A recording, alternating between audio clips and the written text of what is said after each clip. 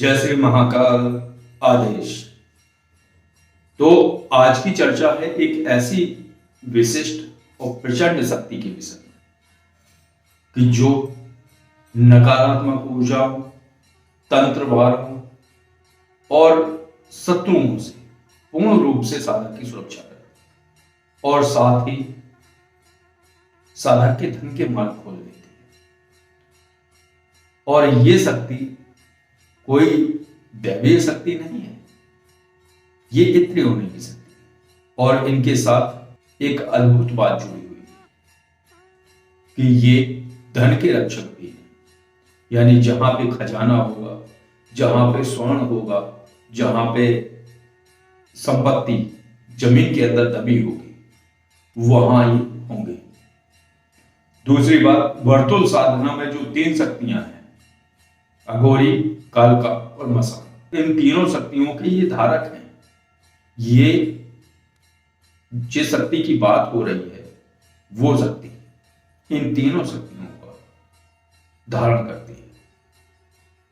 आपने सुना होगा जहां पे कई लोग धन खोदने या स्वर्ण निकालने के लिए गए होते हैं, तो वहां पे एक किंवदंती के रूप में एक चर्चा सामने आती है।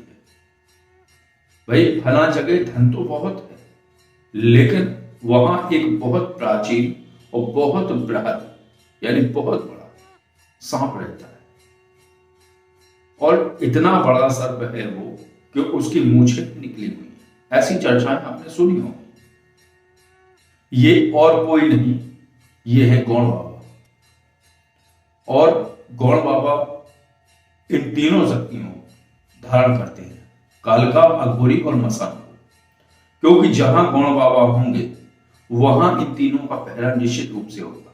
तो गौण बाबा की साधना करने से साधक पूर्ण रूप से किसी भी तांत्रिक के तंत्रवारों से स्वयं का बचाव कर सकता है। और अगर वो नहीं भी कर पाता है, उसे पता भी नहीं चलता है, तो गौण बाबा स्वतः ही उसकी सुरक्षा कर देते हैं। और जब गौण बाबा सुरक्षा करते हैं और साथ में उनकी कृपा होती है, तो अघोरी, कालका और मसान, इन तीनों शक्तियों की भी उसके ऊपर कृपा होती है। क्योंकि गौण बाबा इन तीनों शक्तियों को सिद्ध किए होते हैं और इन तीनों शक्तियों से जुड़े हुए होते हैं, और इन तीनों शक्तियां उनके कार्य करती हैं। जहां पर भी वो इन शक्तियों को लगा देते हैं या इनका आवाहन करके भेज देते हैं, तो ये शक्तियां पूर्ण रूप से जो है वो कार्य करती हैं, जिस कार्य के लिए गौण बाबा ने इन्हें भेजा होगा। तो आदिवासी तंत्र और ग्रामीण तंत्र में इनका विशेष महत्व है, क्योंकि अधिकतर लोग इनकी साधना करते हैं और अधिकतर लोगों को इनकी सिद्धि भी प्राप्त होती है। लेकिन इनके 3 चरण होते हैं, और उन तीनों चरणों में सबसे अंत का तीसरा चरण वो होता है जहां ये प्रत्यक्ष हो जाते हैं। और प्रत्यक्ष होने के बाद ये सामान या सामग्री या चर्चा, ये तीनों चीजें करते हैं, बात करते हैं अपने साधक से। और वो कोई भी माध्यम हो सकता है, या तो उसके कान में आवाज आएगी।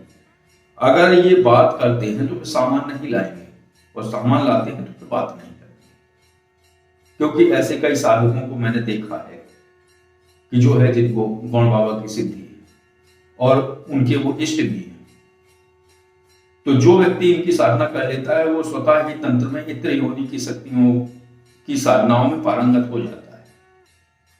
और जब वो उन इस प्रक्रिया में पारंगत हो जाता है तो तंत्र क्षेत्र में वो बहुत आगे बढ़ जाता है। क्योंकि आपने देखा होगा वर्तुल साधना करने जो साधक आए हुए हैं और जिन्होंने साधना करी हुई है, तो उन पर इन तीनों शक्तियों का विशेष प्रभाव होता है। और इनकी प्रार्थनाओं पर, यानी साधकों की प्रार्थनाओं पर, ये शक्तियां त्वरित कार्य करती हैं, तत्काल। जहां पर भी इनका आवाहन करके इन्हें लगा दिया जाए वो कार्य निश्चित रूप से होगा। लेकिन इनकी भी अपनी अलग सीमाएं हैं, और वो सीमाएं ये हैं कि अगर कोई व्यक्ति ज्यादा भला नहीं कर सकता इनके द्वारा, केवल इनके द्वारा प्रसाद देना। और बात यह है ना कि सुई और तलवार 2 अलग चीजें हैं, और दोनों से एक ही काम नहीं किया जा सकता है। तलवार अपनी जगह है, सुई अपनी जगह काम करती है। तो बस ऐसे ही ये शक्तियां हैं कि इनके द्वारा किसी को प्रसाद देना। अब एक और होता है, जैसे एक व्यक्ति थे जो साधना करके गए हुए, तो वो बोले कि मेरा पैसा जो है कहीं फंसा हुआ है और उस पैसे को कैसे निकालें, वो पैसा नहीं दे रहा है सामने वाला। तो सबसे बड़ी बात एक चीज होती है कि ये माइंड कन्वर्ट नहीं करते। कौन? कालका, अघोरी और मसान की बात चल रही है। इसके लिए आपको पीर ताजुद्दीन और बाबा बुद्धू साई की साधना करनी होगी। ये दिमाग में ऐसे ऐसे थॉट देते हैं, भाई उसका पैसा दे दो, नहीं तो ये अहित हो जाएगा, उसका ये कार्य कर दो, जिस कार्य के लिए उसने फूंक लगाई है तो ये कार्य कर दो तो ये कार्य हो जाएगा। तो ये कार्य है बाबा बुद्धू साहब और ताजुद्दीन बाबा का। लेकिन वर्तु साधना से ये नहीं होगा। वर्तु साधना से ये होगा कि पहले आपको उसके यहां जाना होगा। तो मैंने उनको यही समझाया, पहले उसके यहां जाओ जो तुम्हारे पैसे नहीं दे रहा है, और उसके यहां जाने के बाद उससे बोलो कि मेरे पैसे दे दो। अगर वो पैसा ना दे या कहे कि जाओ हटो, तुम जैसे बहुत आते हैं, नहीं दे रहा हूं, कर लो जो समझ में नहीं, कर लो, तो उसको बोलो कि तुम्हें 10 दिन का समय देता हूं, और 10 दिन के बाद जो स्थितियां घटित होंगी फिर तुम हो इसकी जिम्मेवार, मैं नहीं हूं। तो बोले ये तो सीधी सीधी धमकी हो गई। मैंने कहा ये धमकी, यानी ये माइंड कन्वर्ट नहीं करते हैं। धमकी से ये होगा कि उसके दिमाग में बीज डले रहेंगे, और जब 10 दिन के बाद तुम इन्हें छोड़ दो, इनका आह्वान करो, जो प्रक्रिया तुम्हें बताई गई है प्रयोग करने की वो प्रक्रिया करो, और करने के बाद उसके ऊपर छोड़ दो, उसकी स्थिति स्वतः ही, कुछ ज्यादा नहीं करना है, या गौरी बाबा को छोड़ दो या मसान बाबा को छोड़ दो, या भेज दो। छोड़ दो का मतलब बांधे नहीं हो, लेकिन भेज दो। किस लिए? बाबा जाओ इसका दिमाग खा लो, उसकी सोच बंद हो जाएगी, तरह तरह के उल्टे सीधे विचार आना शुरू हो जाएंगे, द्वंद्व में फंस जाएगा और चिंता में ग्रस्त हो जाएगा और बहुत ज्यादा टेंशन में चला जाएगा, और धीरे धीरे धीरे धीरे स्थितियां और बेकाबू होती चली जाएंगी और वो मानसिक रोग की तरफ बढ़ना शुरू कर देगा। तत्काल ही उसको याद आ जाएगा कि मेरी ये स्थिति क्यों हुई। वो आपको फोन करेगा और बुलाएगा, और बुलाने के बाद आपका पैसा देगा या आपसे समय मांगेगा, तो अघोरी बाबा को वापस बुला लो। लेकिन उसको स्वप्न नहीं चमकेगा इन साधनाओं से कि भाई ये स्थिति हो रही है तो इस कारण हो रही है कि भाई पैसे दे दें। ये तब होता है जब ताजुद्दीन बाबा की साधना करी जाए और बुद्धू साहब बाबा की साधना करी जाए। तो ऐसे ही ये गौड़ बाबा है, ये भी बहुत तीक्ष्ण है। इनकी साधना से बहुत ज्यादा लाभ होते हैं, और साथ में ये तीनों शक्तियां, क्योंकि ये इन तीनों शक्तियों से कार्य लेते हैं, ये कहीं नहीं जाते। और जैसे किसी के बारे में अगर जानना है तो गौड़ बाबा भूतकाल और वर्तमान काल का बता देते हैं। फला व्यक्ति कहाँ है, फला जगह क्या कर रहा है, ये कर रहा है। भविष्य की कोई गणना नहीं, केवल भूतकाल बता देंगे, वो वर्तमान बता देंगे। भूतकाल में फला व्यक्ति के यहाँ चोरी किसने करी हुई थी ये बता देंगे। जब इनकी साधना सही तरीके से पूर्ण विधान से करी जाए तो इसके प्रतिफल ऐसे होते हैं, बहुत अच्छी अनुभूतियां होती हैं, क्योंकि ये साधना घर में नहीं होती है, ये साधना होती है इनके ही स्थान पर। और ऐसे बहुत कुछ गांव हैं जो अपवाद हैं जहां पे गौड़ बाबा की स्थापना नहीं है, बल्कि हर गांव में गौड़ बाबा की स्थापना होती है, उनका स्थान होता है। तो उस स्थान पर जाकर इनकी साधना करनी होती है, और इनकी अनुभूतियां भी बहुत तीक्ष्ण होती हैं, क्योंकि ये छाया चलती हुई नजर आती है कि ये निकल रहे, कोई आवाज आएगी, तो इस तरीके की अनुभूतियां होती हैं शक्ति की। और जब ये कृपा करते हैं और जब साधक उनसे प्रार्थना करता है तो ये कृपा करते हैं, उसका कार्य करते हैं। तो तंत्र क्षेत्र में आगे बढ़ने के लिए सबसे अच्छी जो साधना है वो है गौड़ बाबा की। और तंत्र क्षेत्र के लिए नहीं है, जिन लोगों की रुचि धन से संबंधित विषयों में है वो इनकी साधना करें, क्योंकि ये बात तो सत्य है, ये किंवदंती भी नहीं है।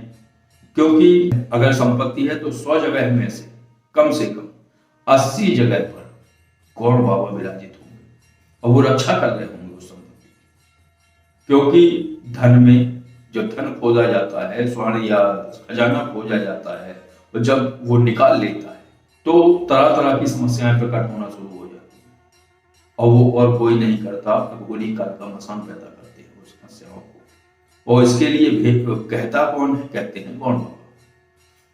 क्योंकि जब तांत्रिक बलिष्ठ हो तो चीजें रुक जाती हैं, क्योंकि उन पर आन लगी होती है। भाई तांत्रिक ने मान लो माता काली का आह्वान कर लिया, माता काली द्वारा उन शक्तियों को रोक दिया, लेकिन माता काली भी उन शक्तियों को एक समय तक ही रोकेंगे।